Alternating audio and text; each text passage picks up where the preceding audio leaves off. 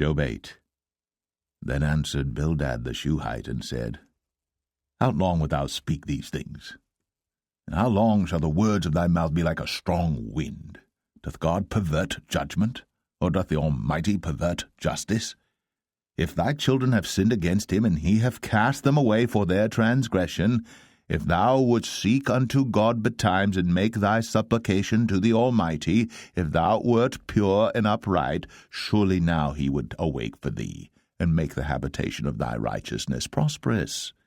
Though thy beginning was small, yet thy latter end should greatly increase. For inquire, I pray thee, of the former age, and prepare thyself to the search of their fathers. For we are but of yesterday, and know nothing, because our days upon earth are a shadow. Shall not they teach thee, and tell thee, and utter words out of their heart?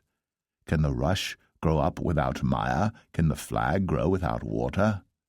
Whilst it is yet in his greenness, and not cut down, it withereth before any other herb.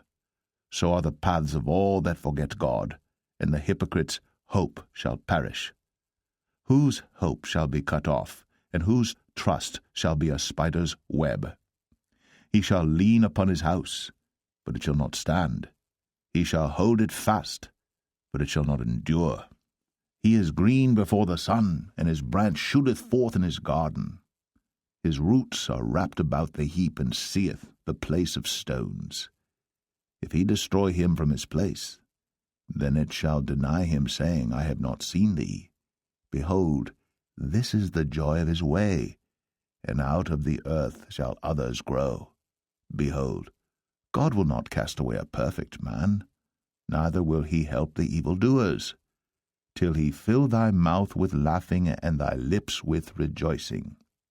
They that hate thee shall be clothed with shame, and the dwelling place of the wicked shall come to naught.